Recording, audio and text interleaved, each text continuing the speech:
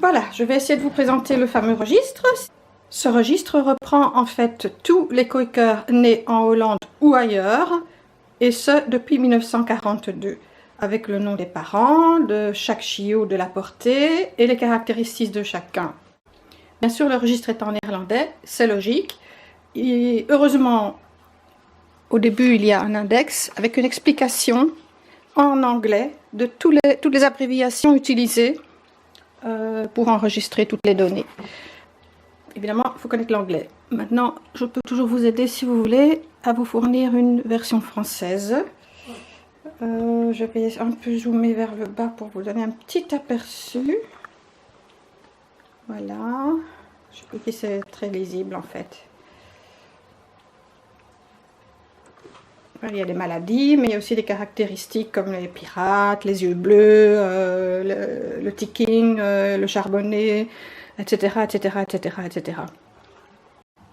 Par exemple, ici, vous voyez, à gauche en néerlandais, undervoorbeet, qui veut dire underbite ou undershot, ce qui signifie en fait prognatisme inférieur. Overbite, c'est prognatisme supérieur. Pincerbite, c'est dents en pince. Open palate, c'est palais ouvert.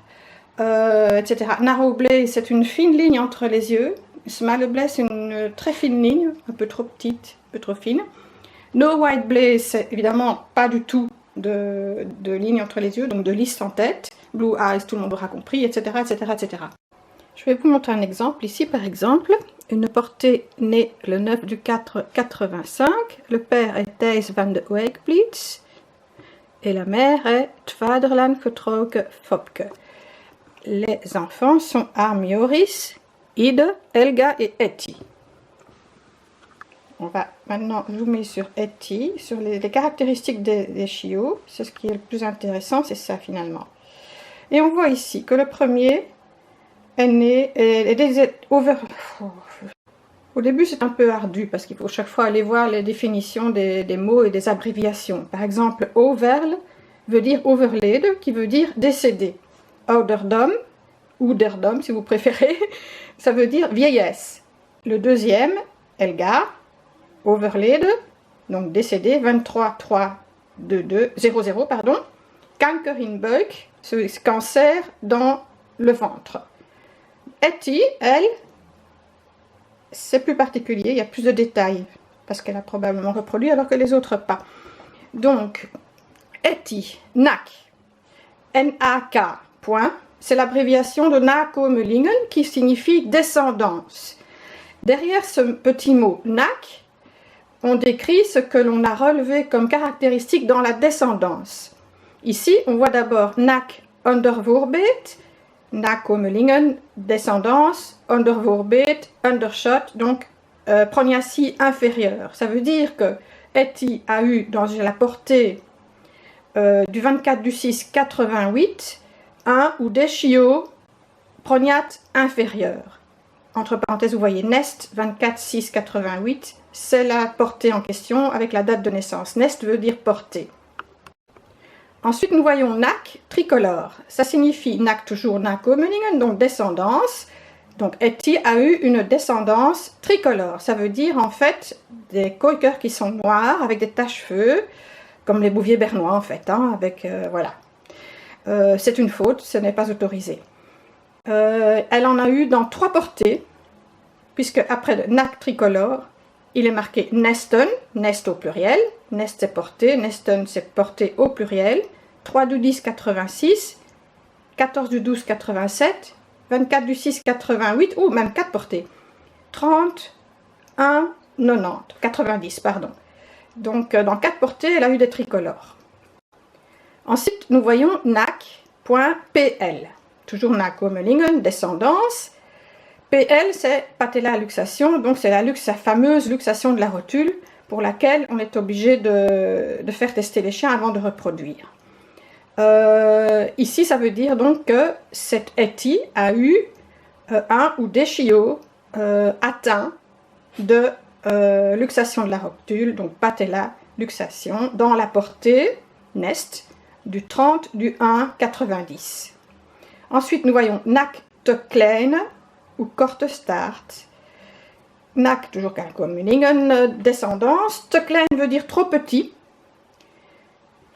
Ensuite, vous voyez Korte Staart, ça veut dire queue courte. Ensuite, vous voyez pirate, qui veut dire évidemment pirate. Ces trois caractéristiques ont été relevées dans la portée Nest du 21 du 4 92. Maintenant, si l'on veut savoir avec quel mâle ces caractéristiques, ces défauts sont sortis, on peut retourner à chaque date de chaque portée pour voir avec quel mâle elle a été mariée et voir quelle combinaison a donné ces caractéristiques, ces fautes de prognathie inférieure, tricolore, patella luxation, queue courte et pirate. Qu'est-ce que j'ai dit? Je me suis trompée. Te klein veut dire trop petit, c'est une taille trop petite, c'est pas queue courte. Korte Staart, c'est queue courte. Et te klein, ça veut dire trop petit en taille, en fait. Pour les chiens qui sont nés il y a déjà un certain temps, hein, pour ne pas dire plus, comme ici Bart Joris, qu'on retrouve dans de nombreux pédigrés, parce que c'était un excellent chien, en fait, nous voyons qu'il était porteur, drager veut dire porteur, drager, en gras. ENM, c'est la fameuse maladie qui est la myélopathie héréditaire. En fait, il n'y a que, je crois, 2 ans qu'on a un test pour l'ENM. On ne savait pas auparavant si les chiens étaient porteurs ou pas. Mais le club hollandais, qui fait un travail absolument remarquable, est revenu en arrière et est remonté très loin pour rechercher les porteurs. C'est ça me fascine un boulot pareil. Mais bon, voilà. Bart Joris a un peu plus de, comment dire, il y a un peu plus de description pour lui, pour la simple raison que c'est plus récent. Plus on avance en temps, plus il y a de descriptions, plus on a de données, un peu logique aussi d'ailleurs. Donc ce chien faisait, ici, donc ça il était porteur ENM, il mesurait 40 cm, c'est patella, PL c'est toujours patella luxation, donc c'est les rotules, hein. Goed, ça veut dire bon. Ok, il était en ordre de rotule. Nakommeringen. À partir du moment où on voit Nak, on sait qu'on parle de la descendance et non plus du chien. Tout ce qui précède Nak concerne le chien, tout ce qui suit Nak concerne sa descendance. Ici, bovenvoorbeeld, ça veut dire en fait overshot, c'est-à-dire prognathie supérieure. Dans sa descendance, il a eu des chiens atteints de patella, donc de luxation de la rotule. Il a eu des petits trop blancs, te 8. Knikstaart, ça c'est un nœud à la queue. Donc c'est une espèce de malformation au niveau des vertèbres de la queue qui forme un nœud. Voilà. Underbeet, ça veut dire undershot, donc prognathie inférieure. Il a eu des petits trop grands, il a eu des petits avec la queue trop courte et des porteurs de cataracte. Et il est décédé le 16 du 3 09 de quelque chose au cœur, parce que je ne comprends pas tout, mais Hart veut dire cœur. Voilà, en gros. Il avait un frère trop grand, 44 cm, qui est décédé le 8 du 8 09 de vieillesse. Il avait ici une sœur, T, ça veut dire T, donc femelle, chienne, qui avait du ticking. C'est-à-dire, ce sont quand le blanc n'est pas pur et qu'il y a des petites taches rousses comme une moucheture dans le blanc, ça s'appelle le ticking, c'est un défaut. Donc c'est repris ici. Et 8 overweight, 8 c'est blanc. Overweight veut dire en fait trop. Le blanc domine, il y a plus de blanc que de couleur marron sur le chien. En fait, il est plus blanc qu'autre chose. C'est aussi un défaut en fait. Voilà. Il est évident que plus un chien a reproduit, plus il a extériorisé des caractéristiques génétiques transmissibles à sa descendance. C'est logique. Un chien qui n'a eu qu'une portée ou deux, il n'y aura pas beaucoup de données derrière. Par contre, ici, Toby a beaucoup reproduit. Il y a évidemment énormément de caractéristiques. Évidemment, il y en a toujours qui ne donnent aucun renseignement, pour lequel on n'a absolument aucune donnée. Bon, c'est toujours les mêmes éleveurs. Généralement, c'est des gros éleveurs, des producteurs qui font du Koiker point barre. À noter aussi qu'à côté du nom de certains chiots, nous avons des pays. Deutschland, c'est l'Allemagne, Belgique, c'est la Belgique, USA, tout le monde a compris, Deutschland, c'est l'Allemagne, et Deutschland, c'est l'Allemagne. Bon, donc, ça veut dire que ces chiots ont été vendus dans ces pays-là. À quoi ça sert de le savoir? Tout simplement parce que si on veut savoir quoi que ce soit les concernant, s'ils ont reproduit, qu'est-ce qu'ils ont transmis, etc., il faut aller dans les... comment dire? Les... Oh, merde. Il faut aller voir dans les données du pays en question. Donc si on veut savoir, là, Fistos, ici, ici le premier, il est parti en Allemagne. Si on veut savoir s'il a reproduit, ce qu'il a donné, etc., on va dans les données concernant l'Allemagne. On retrouve sa date de naissance qui est ici au-dessus, son nom, et on a, comme pour tous les coworkers, toutes les données. J'ai personnellement mis tous les autres pays dans un second classeur, pour la simple raison que le classeur consacré aux Pays-Bas est archi plein. Hein, depuis 1942, ça fait pas mal de coworkers, alors que dans les autres pays, il y en a nettement moins. Donc j'ai regroupé tous ces pays dans un deuxième classeur. Voici l'index des pays en question.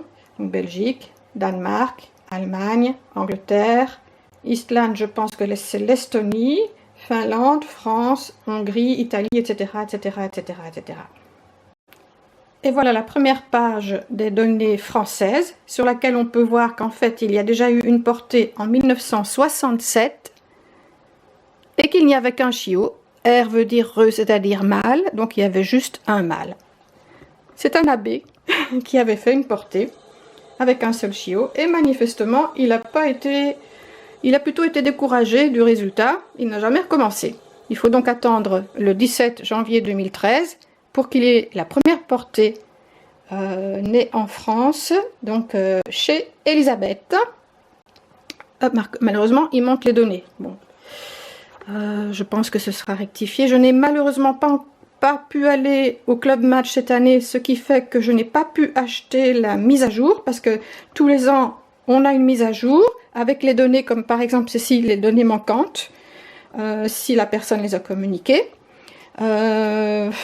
Je vais me procurer évidemment la mise à jour, je vais aller le commander directement au club, puisque généralement je l'achète directement au Club Match. Bon, voilà, c'est pas grave.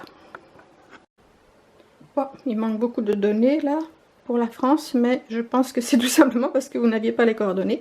Je peux vous les fournir, hein, comme ça vous pouvez compléter. Voilà. Hors Pays-Bas, c'est la Suède ici. Et la Finlande aussi, qui présente le plus de portée en fait, tout simplement parce qu'ils ont commencé beaucoup plus tôt. Hein.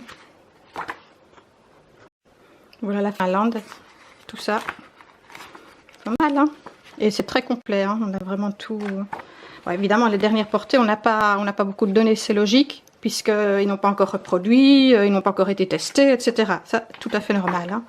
Mais sinon, pour tout ce qui est plus ancien, c'est sûr qu'on a énormément de renseignements. C'est très précieux pour l'élevage, évidemment, parce que pour éviter de marier deux chiens porteurs du même défaut, du même problème, même problème de santé, éventuellement même. Hein. Donc voilà.